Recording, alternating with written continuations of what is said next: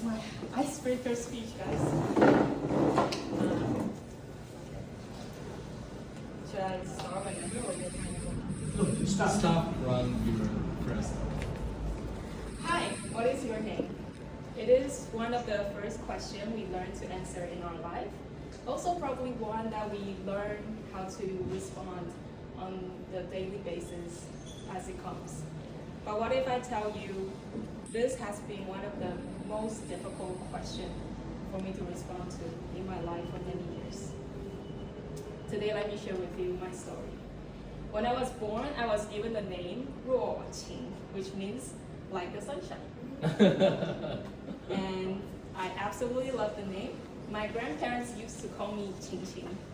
And whenever they call me that name, I feel so warm, so loved, and so seen. And I love the name so much that I will actually write it on every sticker books I had and sign it on every paintings I draw. And it felt like if sunshine had a shape, that was me. But when I was 4 years old, something changed, not in a good way. My parents took me to a fortune teller who told them that apparently my name was too wild, too strong, and maybe I was too much. So to change the course of my life, they decided to change my name. Change it to something supposedly more obedient, more ladylike. I won't tell you the name today. So the new name followed me into school.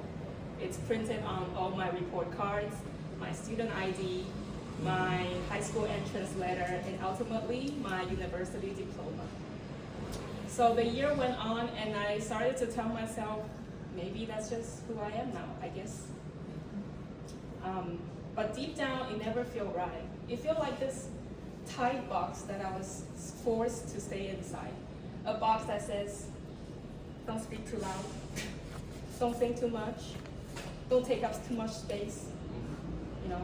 And for years, I tried to live up to that smaller version of myself, quieter, more agreeable, and always ask for permission before I spoke up. But something inside me was still burning. And life has a way to surprise us, as always. So then it came 2020. I was living all by myself in Switzerland while the world was shut down during COVID.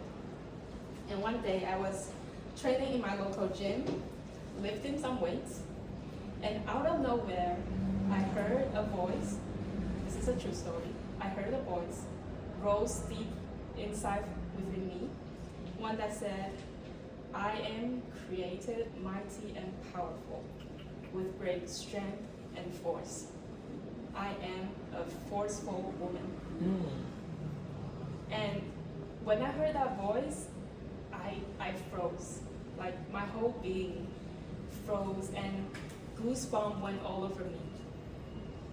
It felt like an invisible chain fell off me that I didn't know I was carrying for so many years.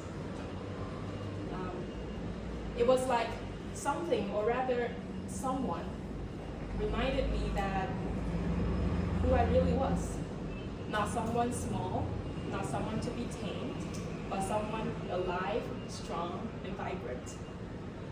So that week, I went to the embassy because I was in Switzerland to change my name again.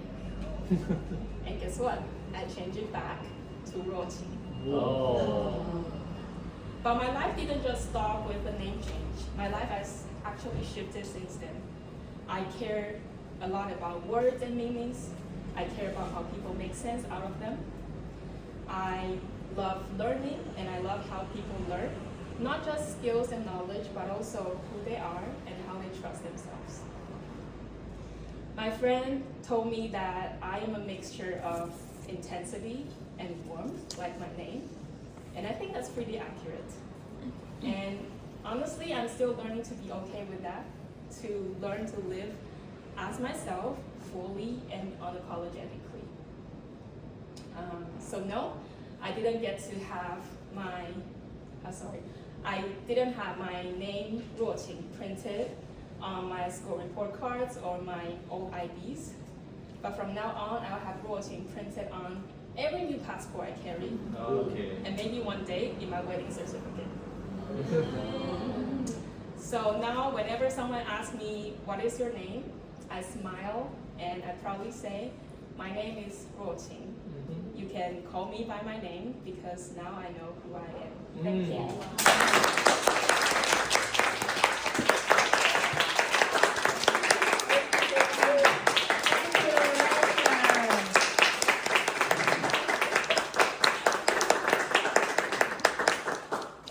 Congratulations. I can believe it's your first icebreaker.